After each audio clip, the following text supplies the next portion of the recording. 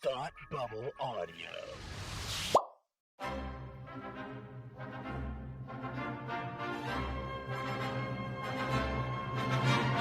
Look, up in the sky! You will never find the more wretched hive of scum and villainy. Welcome to Beer with Geeks with Tim and Frank. Who are you? I'm Batman. I am Iron Man. Your friendly neighborhood Spider-Man. Hi, Christopher. I'm Nero. My name is Inigo Montoya. You're a wizard, Harry. A couple of guys with a couple of beers and a whole lot of pop culture nostalgia. Make it so, number one. Ladies and gentlemen, the Beatles. I named the dog Indiana. Life finds a way. I am serious. And don't call me Shirley. Now sit back and crack open a cold one, because it's time for Beer with Geeks. It comes in paints. Shaken, not stirred. Great Scott! I was way off. I knew it started with an S, though.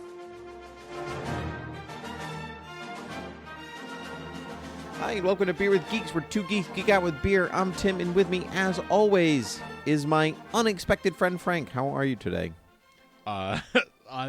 We do this every week. I don't know what's unexpected about this exactly, but Do we? Sure, yeah. I thought that this was the first inaugural episode of Beer with Geeks. Well, my bad. Yeah, well. No. Not so much. Okay, so then I will ask you, what are you drinking as usual or for the first time? That was unexpected. I wasn't ready for that question. I'm drinking a new one, and I actually am really, really enjoying this one. As if I don't always. But this is a Throwback Brewery El Chupbrewcabra. Chupbrewcabra. That's cute. Mexican chocolate porter. Whoa. Yeah. That sounds delicious. Yeah. So this is a local one to New Hampshire, and it is a full-bodied, robust porter with rich dark chocolate notes, the slightest hint of spice from local peppers, and the perfect measure of cinnamon from sticks first used by Flag Hill. I'm not sure what Flag Hill is. To make their spice rum. Oh, there you go. Must be a distillery that makes rum. Gotcha. So, it's quite good. It is quite good. It is. They talk about peppers, but it's not really spicy at all. It is a chocolate porter made with Mexican chocolate, and it is, really, really delicious. It sounds good. Very it sounds good great. seasonal treat. So, I want to drink that. Yeah, it's quite good. What are you enjoying tonight? What? I finished all the beer in my fridge. Hey! I know. So proud of you. I knew this day would come. Me too. So what are you going to drink for the next year? So I am going to drink some Belgians for the next year. Hey, that's even better. Isn't that better? Because I said, listen, if I'm not going to get here for a while, I'm going to get some beer that I enjoy. Yes, sir. Because I was walking around the store and I was not finding, one, because of COVID, I don't like to linger in the stores, and two, I was not finding anything that really popped out. And I was like, oh, I can't wait to drink that, or I really want to drink that. So I was like, I'm going to go with some classics that I know I like. So I'm drinking a Leffe Blonde, which is a Belgium Abbey ale. It's got some clove, it's got some vanilla, and it is delicious. It's fantastic. I love that one. Oh, so good. I love Belgians. My favorite. Belgians are my favorite, I think. Yeah. You can drink them all year. And they actually quench your thirst instead of making you thirstier, which is something that sometimes beer does not do. And they go with almost every meal. Like, you want some, you're having a hamburger, have a Belgian. You having a pizza, have a Belgian. You having Chinese food, have a Belgian. You having a heart attack, have a Belgian. Which you're gonna have after all those things. No, so. I know.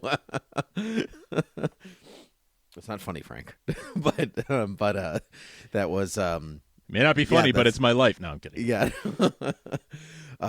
but it's true that it just goes with everything. Having some cornflakes, have a Belgium. That you might have a problem.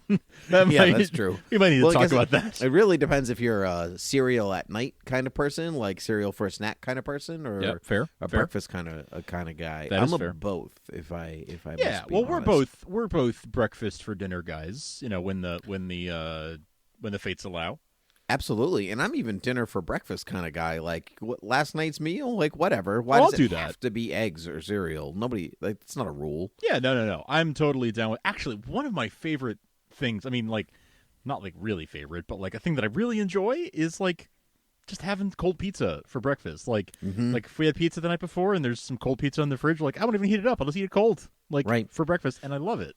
You know why? Because all of those things are kind of what you would have for breakfast anyway. Yeah, tomatoes, some tomatoes, some cheese, whatever. Yeah, I guess. I mean, yeah, I have to read from. I'm sorry, I have to read from. I have to read about the Shire again if we're having some tomatoes and cheese and toast. Let me tell you more. Which about breakfast is that from? All the Hobbit's breakfasts. Got it. It could be 11sies. Could be second breakfast. Really doesn't matter. Frank, we're not here to talk about Lord of the Rings, though, which I would. Yep. We're here to talk about the love right next door to Lord of the Rings for me, and that is Star Wars. Ah, yes. Specifically, The Mandalorian Season 2, Frank, wrapped a while ago, and here we are to talk about it late to the game, per usual. But you know what? We're not about time, Frank. We're That's just about okay. having good combos. That's okay. We're the guys who said, we're going to talk about all the new Disney Plus Star Wars series that launched. And yeah, we haven't finished The Mandalorian yet, but like, here's what we think. And then they announced another series at the end of the season 2 of The Mandalorian. Let's talk about that one first before we dive into the whole season, because so at the end, spoilers for The Mandalorian season 2 and season 1 probably, who knows. Yeah. And so at the tag at the end, the final episode, you got Boba Fett going back to Jabba's palace, and Bib Fortuna. I loved that Bib Fortuna came back. That made like my long-term Star Wars fan heart happy. I guess the staff he was holding was part of his Kenner toy too, like the original Kenner toy, and so that's like 2 or 3 things that they have made. That the Mandalorian has made canon from the Kenner line of toys. That's so cool. That's Filoni. That's Filoni all the way down. No, It's got to be. It could be Favs too. I mean, like he was obviously a Star Wars fan, so yeah. So it could be Favs, But anyway, so Boba and oh my gosh, Ming-Na Wen, his name just escaped me. Yeah. Oh, I'll think of it. Fennec Shand. Yeah, Fennec. So they just take out everybody in Jabba's palace. And Boba sits on the throne, and he declares himself the new crime lord of the Outer Rim, basically, because that's what Jabba was.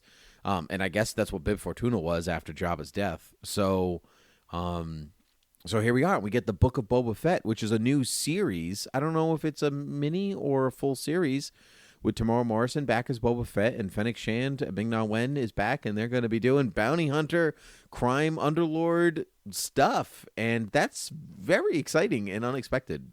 If you had told me that was going to be a show a couple of years ago, I would have been like, I mean, I'll watch it with Star Wars, but I'm not like excited about. I was never like excited about a bounty hunters show. Same. And Boba Fett, I think we've talked about it on this show, but like, Boba Fett always had the cult following, and like I never really fully got it, and now anyway, all that to say, this sort of backdoor pilot of doing the Boba Fett story, the return of Boba Fett on The Mandalorian, and then spinning it off, totally has me sold and totally has me excited about a bounty hunters show, a Boba Fett show, whatever exactly it ends up being. So excited for it. Now, I think we mentioned this after The Mandalorian season 1, but we've always come at Star Wars from different directions, but we both agreed that our favorite thing is the Jedi. That has always been like the thing that we love the most. But after the end of Mandalorian season 1, I was like, my God, I didn't even know that I love all of Star Wars, not even just, and I love it apparently pretty much equally. Like, what is that? Like, I did not see that coming, really. And because Boba Fett has been like, he's there kind of character, for the both of us. Literally, he was just there. It just maybe because we cared about the Jedi, and you're like, listen, Boba, you like walked around, you said some stuff, and then you died like a chump. But then he didn't, and that is, I know he was in Legends and the old lore and blah blah blah and all that stuff. Yes. But to see Boba Fett, the same actor who was Jango Fett, just take out stormtroopers like nobody's business, and then just like actually be cool and, dare I say, just as cool as Din Djarin in the suit. Like, he's just as charismatic not looking at his face. Yes. And I think that I finally understood why people. I always kind of conceptually understood why people like Boba Fett, but now, like, I'm looking at it myself and going, you know what? You were all right. I'm sorry. You were right. Boba Fett is awesome. Do you think I feel that way too? And do you think we both feel that way because we now have, 2 seasons of Din Djarin, and now we kind of like we've seen. I mean, we've seen it without the mask, but like for all intents and purposes, he's been wearing the mask the whole time, and we sort of saw the man beneath the mask over the course of 2 seasons. And do you think that a little bit of that sort of now we have more appreciation for Boba Fett because of that? It's possible. Yeah, because you know what? If Boba showed up, if it was a different show and he showed up and he was cool, I might not have an appreciation for him the same way. Honestly, I think it's actually Jango Fett that makes me have an appreciation for Boba Fett, because I did attach myself to Boba Fett a little bit more when Attack of the Clones came out, because you're like, wait, look, Jango's actually doing something. Right. He's like, he's fighting Obi-Wan Kenobi and holding his own. Yes. Like that, and escaped. Like that's awesome. And so between that and Clone Troopers and everything, like, you gain like a sideways appreciation for Boba Fett, but now the circle is now complete, because you actually see Boba doing it himself. Yeah.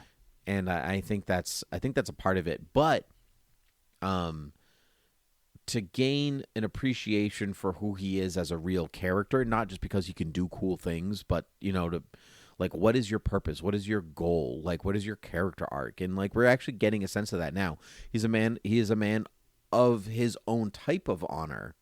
Yeah. But he clearly reminded us in those end credits that he's actually a bad guy. He's a bad guy. This is the guy that hunted Han Solo down, stuck him in carbonite, and sold him to Jabba the Hutt. Absolutely. Let us not forget that. Absolutely. No doubt. Yes, the only reason that he was, good, or helping the good guys was because of his code of honor. He does have a code of honor, and his word is his bond, and he said, like, I will look, you gave me my suit back, you helped me, like, I will now help you find the child, no matter what. This is not a great comparison because their motivations and characters are completely different, but that the idea of the villain with a code of honor, the Magnetos or the Doctor Dooms, yes, they just will not. They will only take themselves so far. I will. Like, these are my motivations and they are mine, but I will help you because that's the right thing to do at some point. I like those characters a lot. And to turn a character that was literally just a mask and make him 3-dimensional within the span of a couple episodes on a show that wasn't even his. Like, yeah. And then get us excited for a show that is his. That's right. Yeah. That's pretty rad. That's cool. And I'm on board for that. Me too. Me too. Yeah. So as of right now, that's coming out December 2021. And it looks like Mando Season 3 was supposed to come out December 2021, but apparently it got pushed back to 2022. So I think we're going to get Book of Boba first, and that's going to bleed into Mandalorian Season 3, so we don't have conflicting Star Wars shows on at the same time, because oversaturation of the Star Wars is what got Disney in trouble the last time. That's right. It's what sort of put Solo out to pasture. I do think that it seems like they have the strategy that they seem to have in place is that there will always be a Star Wars show on at any given time of the year. There will always be a Disney Pixar show on at any given time of the year, Marvel show on any given time of the year, so that you can never cancel it. Because if you are interested in any one of those franchises, properties, it's all year round. There is something for you. And CBS is starting to do that now with Star Trek, where it looks like there's going to be a Star Trek series on year round, different, Discovery or Picard or whatever, at any given time of year, so that you can never cancel, which is super smart. And it's what they should be doing. And honestly, it's probably what they wanted to do the whole time. And they just took them some time to spin up the production. And COVID didn't help with that, but it's a smart strategy. Well, I mean, truly, I mean, isn't that what all other programs and shows do anyway? Like anything, any superhero show on the CW runs all year, and then they have summer superhero shows, and then it flips back to the fall superhero shows, and Law and Order runs all year. You know, like these franchises, like do go like that's just they just go. That's just network. It's network television, right? Network That's television works that way, where you've got like Grey's Anatomy on or whatever, and then when that is off for the summer, some other show that they think appeals to the same audience comes on in its time slot. Right. So it just took them a while to get there, but now they're there. Right. So and instead it's of the genre that appeals, now it's the brand, the franchise. Right. Exactly. Yeah. So. No, that's great. I'm on board for that. So let's talk Mando Season 2. I'm going to say better than Season 1. Loved Season 1. Yeah, but agreed. And it built on Season 1, and that's why it's better. I agree. But what I really like is that it never loses the thread of its main characters, mainly Grogu and Din, right? Mando himself. Mm-hmm. Because, you know, we the internet, we ourselves got excited about, you know, Bo-Katan showing up and Boba Fett showing up and Ahsoka Tano showing up and Luke Skywalker showing up and all that was great. But at the end of Season 2, I still care immensely about the main characters and what's going to happen to them. Yes, absolutely. And they did such a fantastic job with that. Where I feel like there was less filler this season than there was last season. I think the first 2 episodes would almost count as the filler episodes. Yep, I agree. At the beginning, it was a little slow to get started, but even that first episode, which was, I remember you saying that at the time that it felt like a little bit of filler, and I don't disagree. But the one thing I will say for it is that as much as that was kind of filler, it was also sort of like a repilot.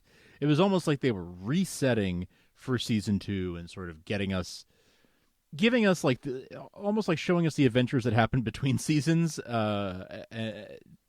using the first episode of the second season to do it, because they knew that the rest of the second season was going to be like pedal to the metal towards the end.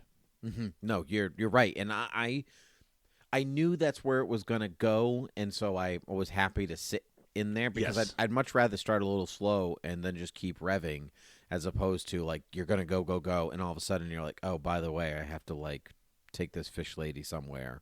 Yeah, right. You know, like that was a little like, okay, what, like where? But how I really does this connect? I really love that episode. Actually, I thought that one was great. But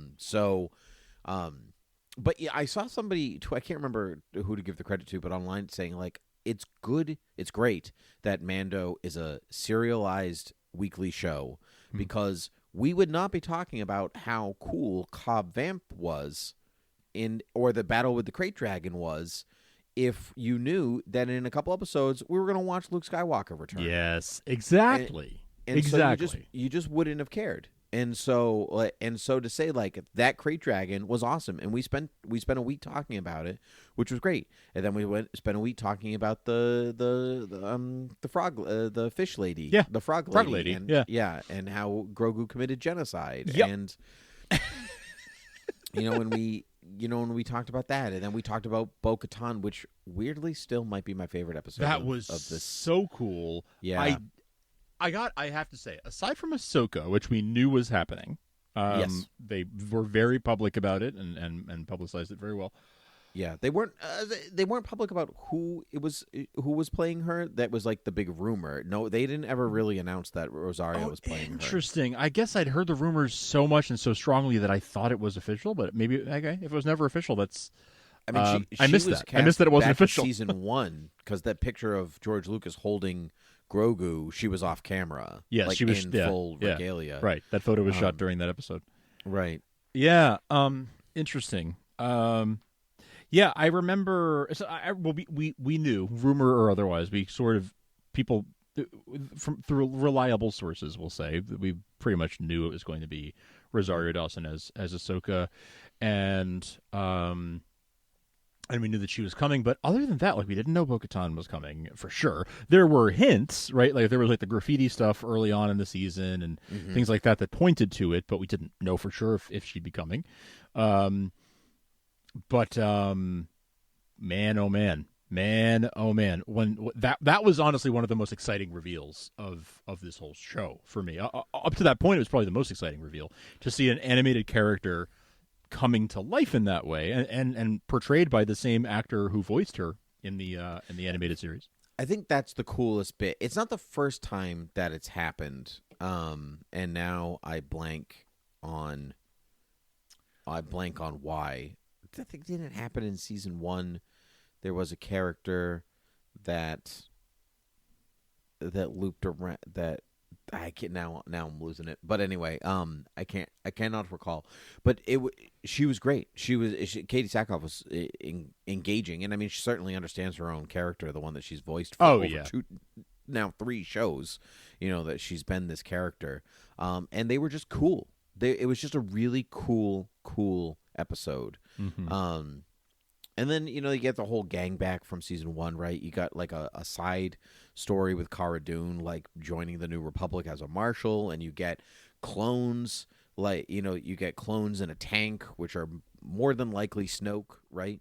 Because that seems to be the logical thing, that, they need Grogu's blood because it has a high M count, which is their way of saying midichlorian count without saying it. Right. How do we say it but not piss everybody off?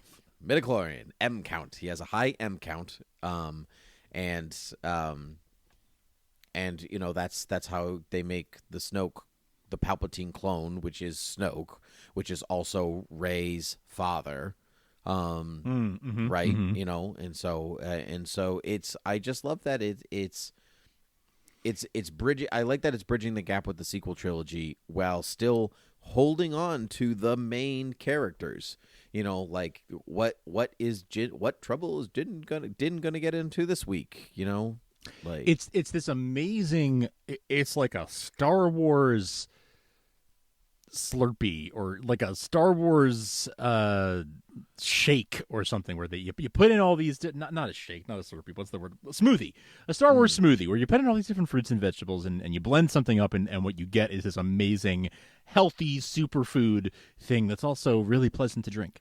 That's so true, because it's also such a mix of genres too. Yes. So you throw in the different, you throw in the Western and the samurai, and the space and the space epic and the space opera, the sci-fi. It's all there. Mm-hmm, all of it. Yeah, all of it. All of it. And you've got the whole like spaghetti Western, man with no name thing thrown in there as well.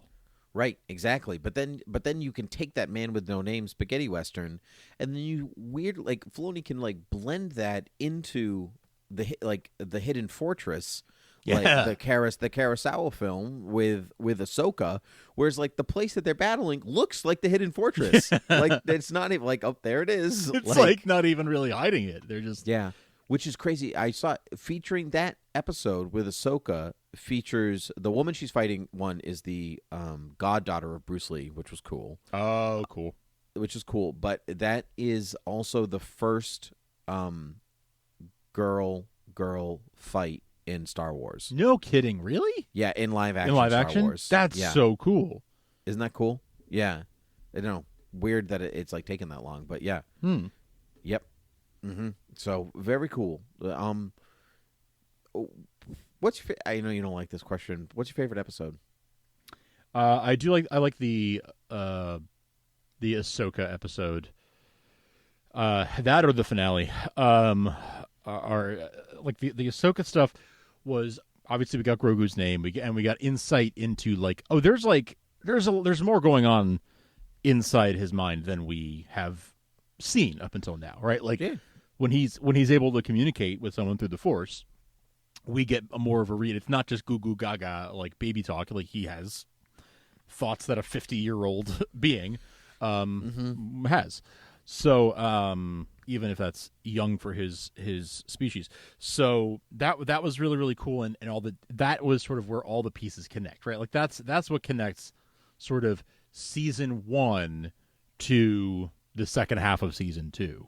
That episode is the bridge between those things that sets us on the path that leads us to the finale. So that might be my favorite, but I mean the reveal at the end of the finale was one of my favorite Star Wars moments Absolutely. A And I top 10 Star Wars moment. Mm-hmm. Right there. I do want to talk. I want to talk about Grogu first, and then we'll talk about the end of the finale. So Yoda trained Jedi for 800 years. He tells Luke, and he's 900 years old. Yes. Same species. Grogu's 50, which means that he's gonna have a big old growth spurt somewhere within 50 years, and then be old enough and adapt enough to then technically train Jedi if the Jedi Academy is like up and going and doing its thing. So I don't know That's interesting where that goes, but I mean he's not going to be a baby much longer, I don't think. I agree. I have been wondering if they're going to do sort of a teenage Groot type of thing, where you see him in between, where we saw him as a baby, then we'll see him as a teenager, and then he'll be Yoda-esque at some point. The other thing too is that Yoda, I do wonder if like speech doesn't come naturally to, or speech in our language doesn't come naturally to them, and that's why Yoda talks backwards, and that's why Grogu doesn't talk yet, because he hasn't had enough exposure, perhaps, theoretically, hasn't had enough exposure to people who speak basic to learn it, and to learn how to make noises other than the cooing that he makes. That is very cool, very insightful. Something I've just been mulling over, that's why Yoda talks the way he does, because it's not something that's like, maybe that's not how that species communicates. Maybe they use the Force to communicate. I don't know. Right? You're just that meme where, he's probably thinking about other women and you're just turned over. Like, what about Yoda's speech patterns? Literally me. Me. Oh man, I gotta make that meme later. Yeah, please do. What if Grogu doesn't talk because? Oh man. What if he doesn't talk because speech is hard for them? That's great. Gosh, that's great. I love that. What was I gonna say? I want to talk about Din's journey for a second before we get to the end. Yeah.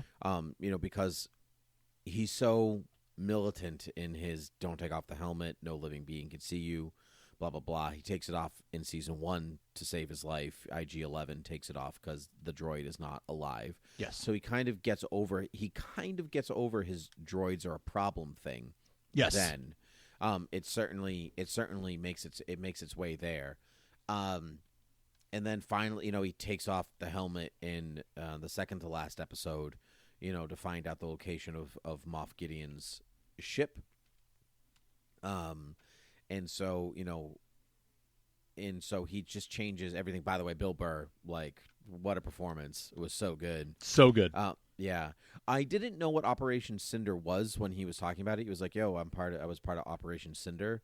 That's after the Death Star 2 blows up, when, there was a Battlefront game that came out and the Emperor had like a hollow face. He was like, I'm alive. I'm the Emperor. But not really. Operation Cinder was his plan. So, well, I'm dead and I don't have a successor, so we're just going to kill everyone. And so Operation Cinder was basically kill everybody on a planet that has high value to the Empire, so the New Republic or anybody can't rebuild. Just destroy everything, including Imperials. So just like officers were kill your units, kill your this, destroy this, just destroy everything, lay waste. And so Operation Cinder is a big middle finger to those who gave their lives to the Empire. Got it. Who are all of a sudden oh, by the way, you don't get to be alive anymore. Yeah. So I like that too, but to see Pedro Pascal's acting choices in that scene, he moves his head like he's still wearing a helmet. The way he doesn't really shift his eyes. He moves his whole head around. I'm not used to using my peripheral vision, so he has to continue to look like that even when the helmet's off. It's pretty cool. It's great stuff. And I just and that kind of encapsulates the end where he takes it off for Grogu, I've seen a lot of like, let me see you with my own eyes. Yes. And that's how much that kid means to him. Was really heartwarming. Yeah. And that's why I think that, well, one, and, that's why I think having Luke show up is smart, because he's the only character in all of Star Wars, Jedi, I should say, in all of Star Wars that can show up at that moment, and every audience member is going to go, that's safe. That's good. Yeah. That's good. That's okay. Because let's say, like, 99-year-old Mace Windu showed up. You're like, well, I have a lot of questions about that. How are you still alive? Should I trust you? Like, what have you been up to? Yes. Let's say Kyle Katarn showed up. Like, oh, you're in Star Wars now? That's cool. I loved you in that game when I was a kid. But, you're a Legends character. I have questions. Or let's say Ezra shows up back from space. You're like, well, I didn't watch Rebels. I don't really know who you are. Blah, blah, blah. Like, there's... or Ahsoka just lied, and she was like, a Jedi will find him. By the way, it's me. Like, why would you lie? Why you like that? So why you like that? Why? So Luke Skywalker's the only character that can show up and be like, he is the only person that I will allow to take Grogu away from Din. That's it. Yeah. It's true. It's true. If anybody else showed up, you might have some suspicions. Exactly. For sure. But then for R2 to show up and whistle and beep, and for Din to be like, you can go with that droid. That's okay. You'll have a friend. Like, that's, I mean, without saying any of that, that's huge. That's a huge character growth from the start of Season 1 to the end of Season 2. For him to be like, I love you so much that I took off my helmet and let you go with a droid. And also a Jedi, the sworn enemy of the Mandalorians. Right. Like, what character growth? Absolutely. With saying none of it. That's why it's good writing, because it didn't tell you any of that. You just know it instinctually. If you're following, you're getting that. Right. So let's talk about Luke Skywalker showing up. Oh, we're not going to talk about Migs Mayfeld's home planet being Space Boston? Oh, definitely Space Boston. Yeah. Space Boston. I don't know. I'll put that in the show notes. It's hard being part of the Empire, you do what you want, Mandalorian. Yeah. Yeah. Lorian. Yeah, oh, it was so good. Space Boston. When I was watching it, I turned to my wife and I was like, the Boston accent has officially made it into Star Wars. Yeah. Like, we've done it, Yeah, everyone. true. This is the peak. This is What the peak if of Beantown. Hey man, what if that's what Grogu's voice sounds like when he opens his mouth and talks for the first time? What if he's like, Harvard Yard? Right. I thought this was a Harvard. I thought this is a Harvard bar. I thought there'd be some equations on the wall or something. I thought this was a Suck Jedi the temple. Yankees do. Oh yes, good Grogu, good. Feel the anger. Feel the anger. That's it. He comes back and he's a dark side. He's a dark side Jedi. That's right. Who hates the Yankees. That's right. He's like, hey, Skywalker. Yeah. May the Force be with you. Yeah. Good stuff. So Luke Skywalker shows up at the end. A couple things. One, that was Mark Hamill. So his voice. No, it was Mark Hamill. No, it wasn't. I just saw a thing. I just saw a to thing. me? No, I just saw a thing with the name of the actor who did the mocap. Who did the stunts or who did the mocap? The actor onto whose face they plastered Mark Hamill. I see, because he was apparently on set, is what I read. Okay, cool. So like they de-aged. So here's I thought they like obviously that's not him doing the stunts. Of Luke Skywalker. Yeah. I saw that. I mean, it could be unverified. Who knows? The internet is a cesspool of wrong information. So I heard that it was him being Luke Skywalker de-aged, and that's one of the reasons that Peyton Reed directed the episode, because he directed Ant-Man and Ant-Man and the Wasp, which used Marvel's de-aging tech for Hank Pym. So there's a lot of experience there. I don't know if that's true or not. Well, what I've read, and I'll put a link in the show notes to the article that I read, but what I've read is that his name is Max Lloyd Jones. He is a London-based actor, and he has,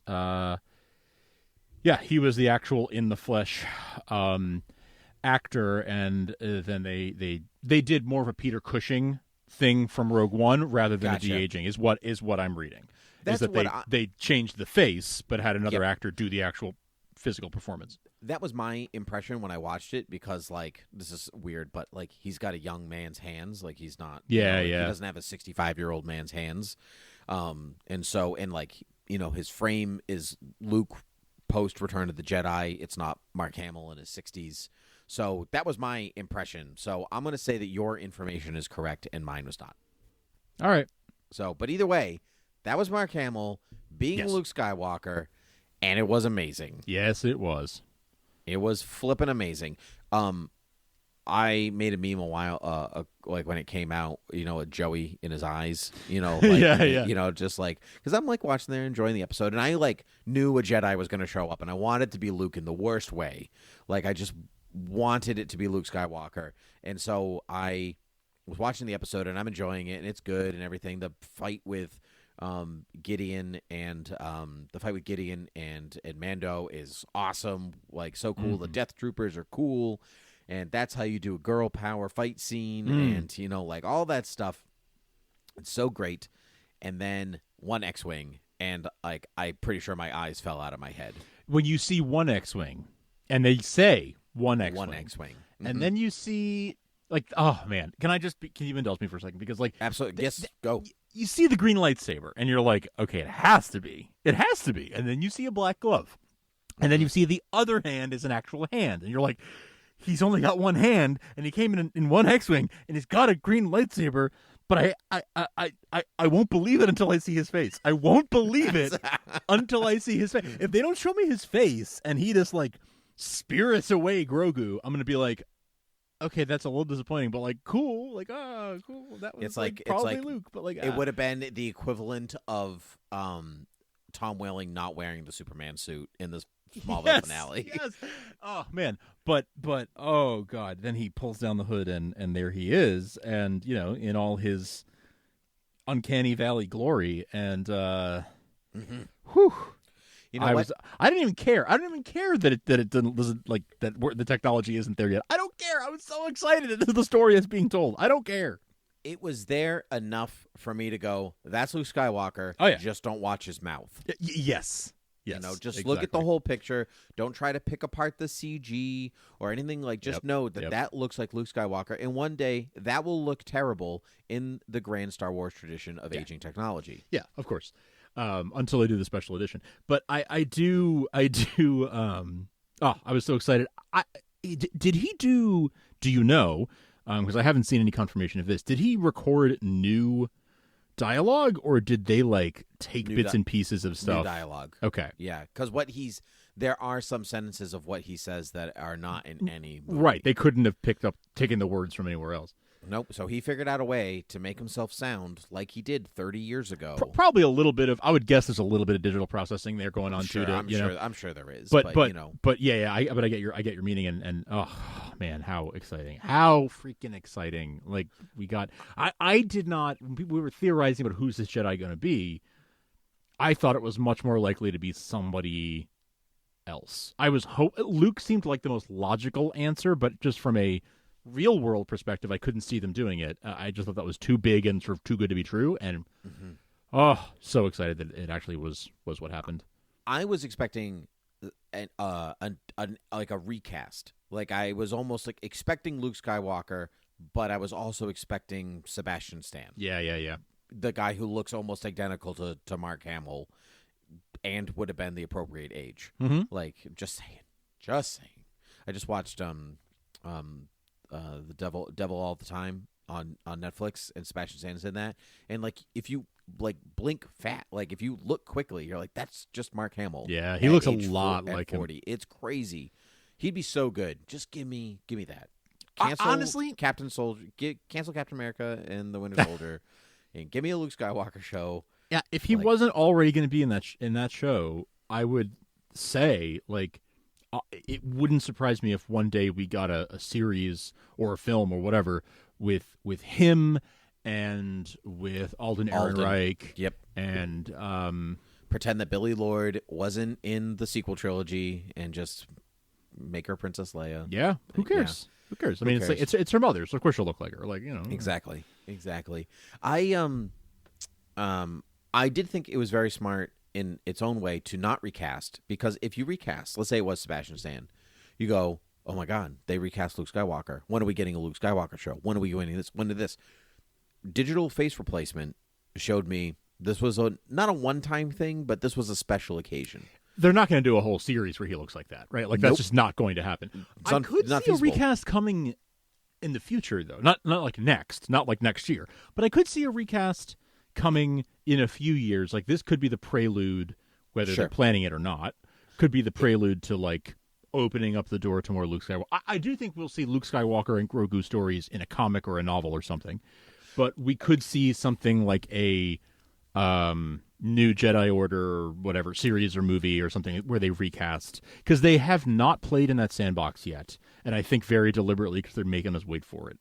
I agree. I think this is even a great test of the water. Like, do people care to see Luke Skywalker? The answer is, of course, yes.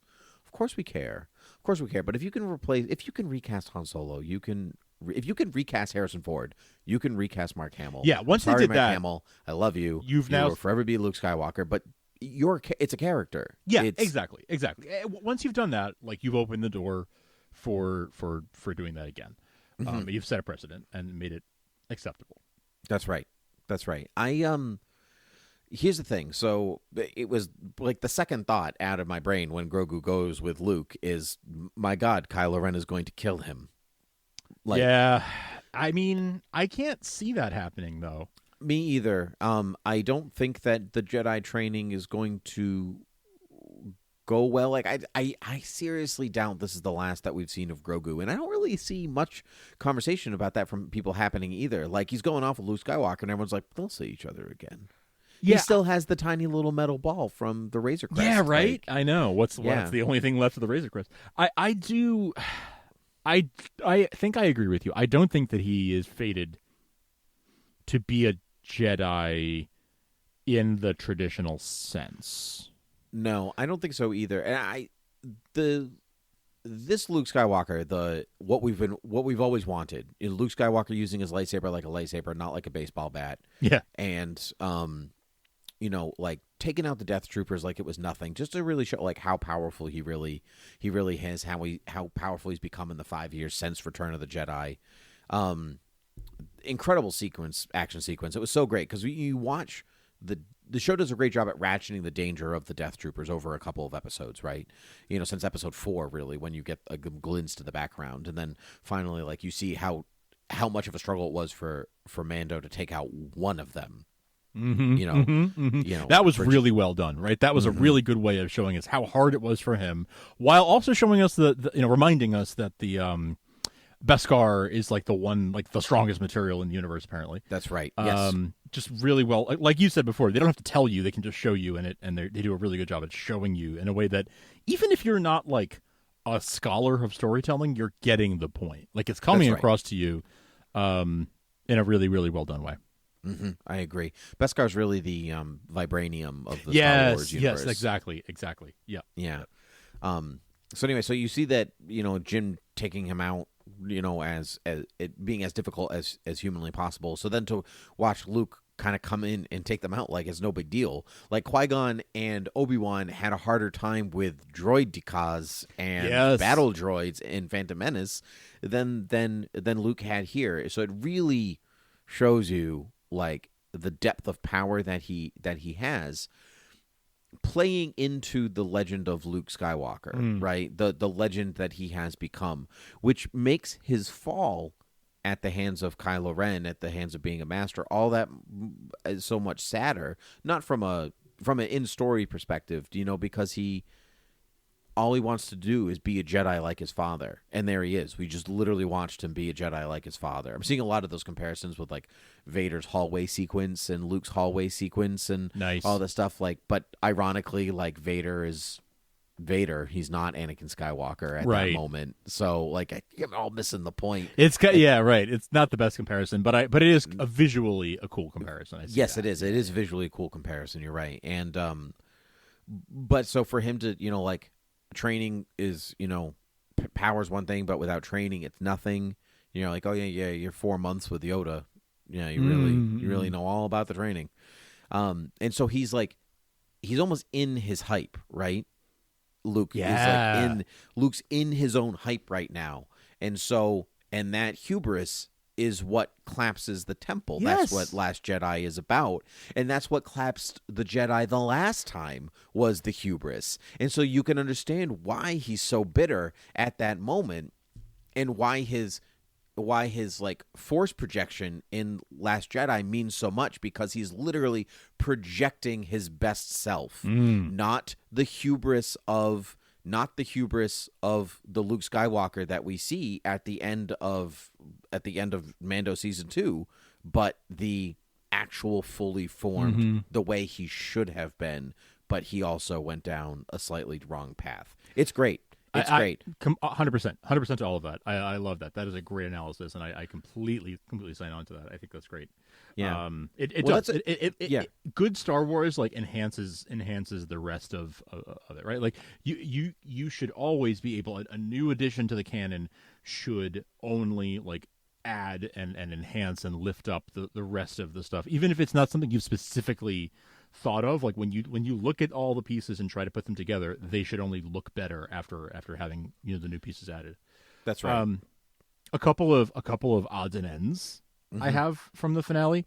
I love. I saw someone online say that we got Katie Sackhoff, Starbuck, and a bunch of Cylons in this episode with the Dark Troopers. We did. I love that. I also saw someone point out that with Bo-Katan and Luke Skywalker, we got an animated character becoming live action, and we got a live action character sort of becoming animated because of his face. Pretty close in a certain sense. Yeah. But in all seriousness, though, one thing I want to say: Moff Gideon was such a badass. Like the entire. His entire time on the show, right from last season, and he's not done yet. He's not done yet. But Giancarlo said he's in season 3. A lot of season 3. He did say that. Yeah. I don't think he was supposed to say that, because he said it kind of early. No, he also said that there would be a lot more lightsaber or like action, which he was correct about technically. In this season, dark saber action, even he talked about. Yeah, and he said, I did all my own stunts and blah blah blah, and I was like, that's awesome. He did a great job. He did a fantastic job. Yeah, great villain. Such a great villain, and one of the best uses of him. Like, all we've ever seen from him up until this finale, all we ever seen from him was he was always 2 moves ahead, right? Like you could not outfox him. He was always 2 moves ahead. And the second that X-Wing showed up and he knew there was a Jedi on the ship, he flipped out. Yep. He was like, kill me. Like, just kill me. Let the Dark Troopers kill me, because I am not going to be here when that Jedi walks in this room. I do not want to be here for that. And that spoke volumes to how scary Luke Skywalker's presence on that ship was to him. Like, he was 2 steps ahead at all times, and then suddenly Luke Skywalker shows up on the X-Wing, and he's like, just kill me. I'm done. Yeah. I'm out. And that was like the one moment of showing cracks that we've seen from him at all, and it was so well deployed. Yep. That's a great analysis unto itself, because I hadn't really thought about that, because he does flip. But he's also old enough to remember the first gen of like that last generation of Jedi. And so, because if he's a Moff, that means he was probably in the Clone Wars. Yep. Probably. And so he knows his stuff. Do you think we'll see Moff Gideon show up in the Bad Batch? Ooh, I hadn't thought about that. That's cool. I like that idea. A young Moff Gideon. Yeah, that would be. I think so. I love that. I would say he's supposed to be 10, 15 years younger than Tarkin, I'd say. Yeah, that. Yeah, not Peter Cushing. I guess. But Tarkin. Yeah, but Tarkin himself. Yeah. Yeah, he would. Yeah, maybe he was like a young captain or whatever at that time. Mm-hmm. Yeah. So I think that we could.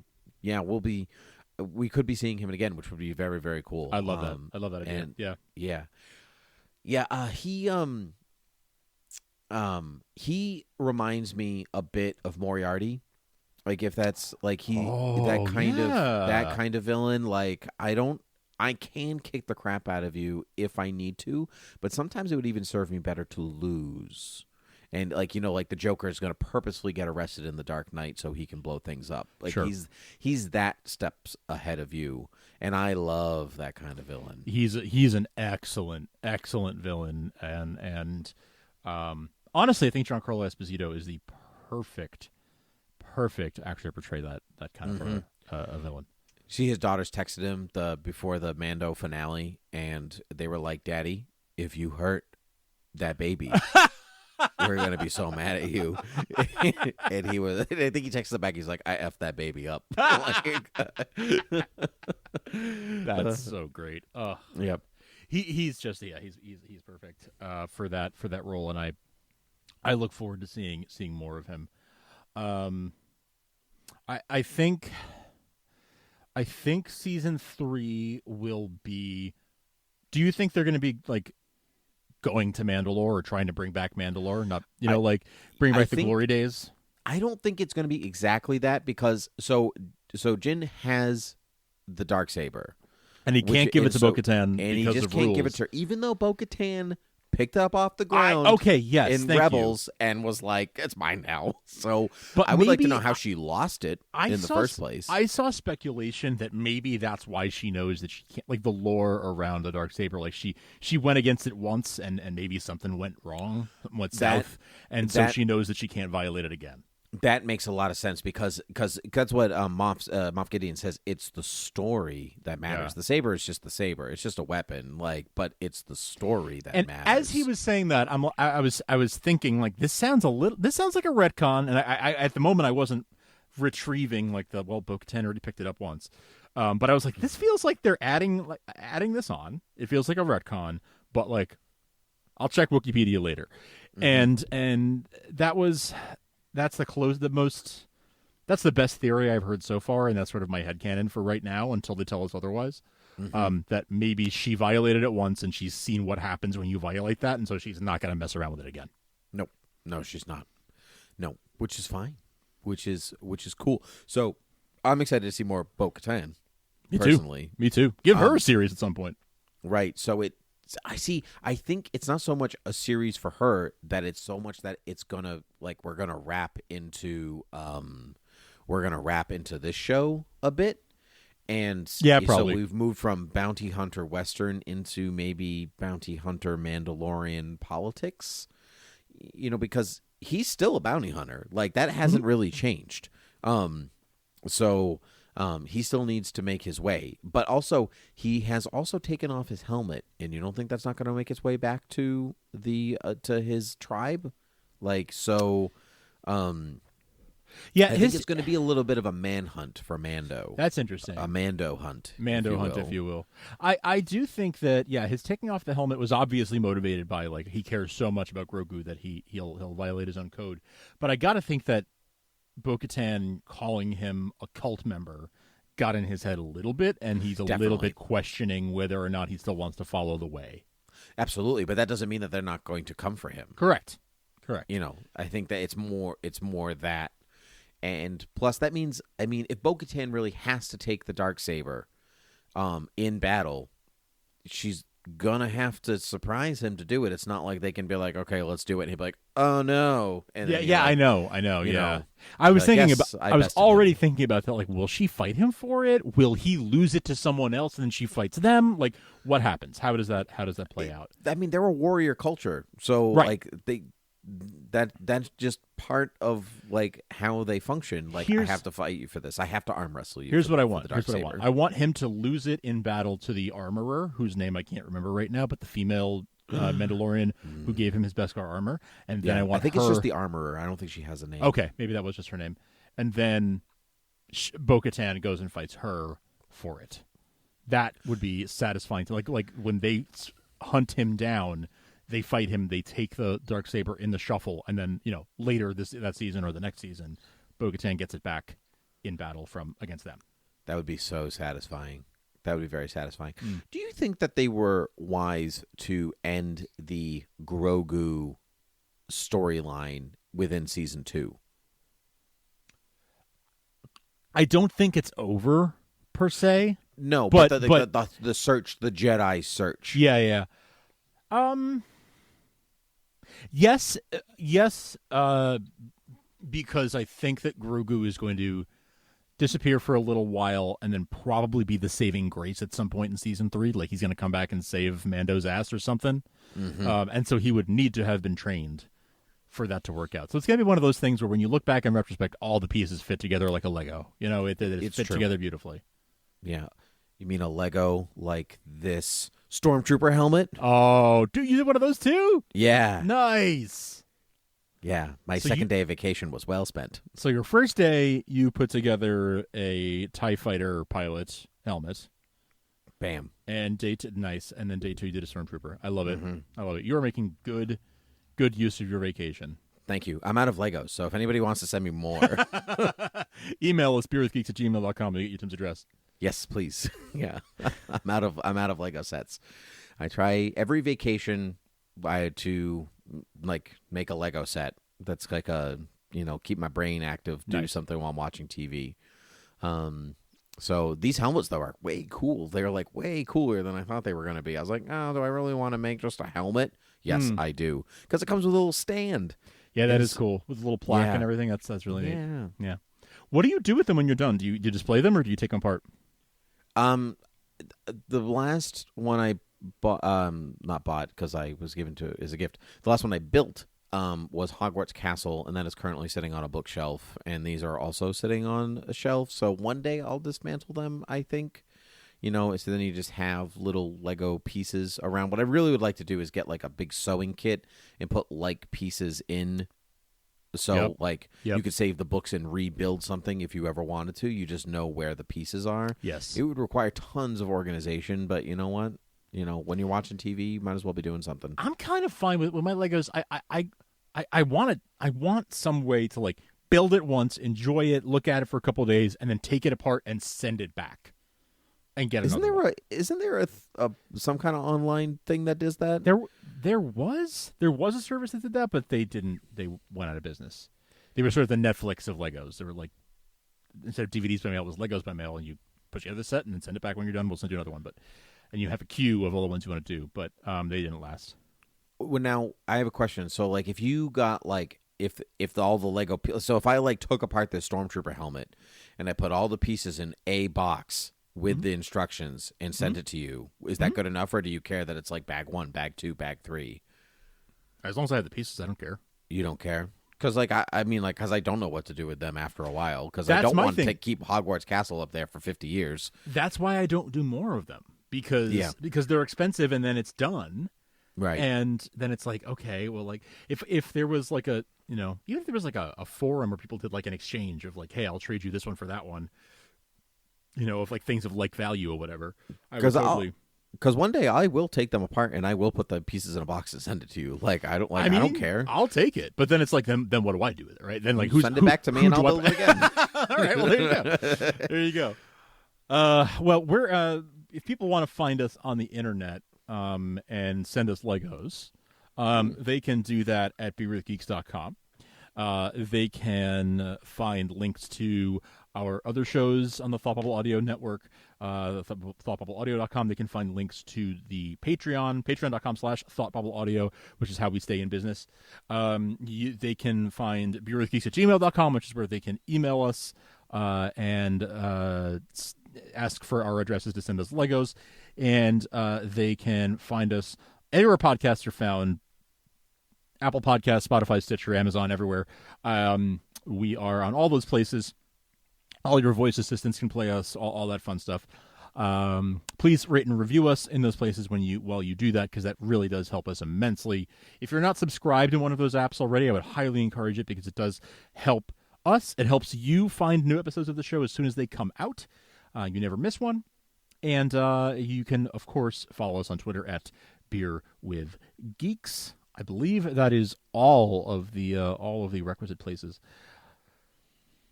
And that's it. By the way, you mentioned before that you were Belgian. Belgians pair with just about anything. And I just realized as we were talking that my Mexican chocolate porter actually has pairing suggestions on the label, and it says pairing suggestions: enchiladas with mole sauce, Asian-style steamed buns, chili, crispy seared duck, churros, and chocolate cake. That's awesome. That is a very wide range of things you can pair this beer with, but there Yep. you go, in case you're wondering. That's very cool. That's very cool. I realized last week when we talked about Star Wars programs and stuff and like stuff that's coming, we did not mention Taika Waititi's movie. Oh, yes. Yeah, that was just my last thought because it had been previously announced, so it was just like also by the way, this is still happening kind of thing. But the logo was like an aqua, like in Star Wars logo looked almost like it was stone and cracked and stuff. And Kathleen Kennedy was like showing like how these like swirls and it had like this prism like diamond shape stuff in the sky, and that stuff is the cover to Dawn of the Jedi, the book that takes place 35,000 years before the Battle of Yavin. Wow. And it's like, but Jedi when the Jedi were called Jedi or Jedi, Jed, apostrophe I, and they carried vibro steel or like basically carried Beskar. That's not family friendly. No. They basically carried just like samurai swords made of Beskar, kinda, before it was called Beskar. And they didn't have hyperdrive yet, and like so it took like days, if not weeks. It took like 300 days to get from one planet to another planet, and it was all within. But what made me think of this is Tython, because that's where that's where Grogu contacts Luke Skywalker on that planet where we meet Boba Fett again. So it's all wrapping back into continuity. So maybe Taika's movie is like the Dawn of the Jedi. So here, to go 35,000 years, you can't get Star Wars fans that mad. If you Just you wait. Yeah. Oh, just you wait. Indeed. Well, anyway, Frank, that was that, and it was great. So until next time, cheers.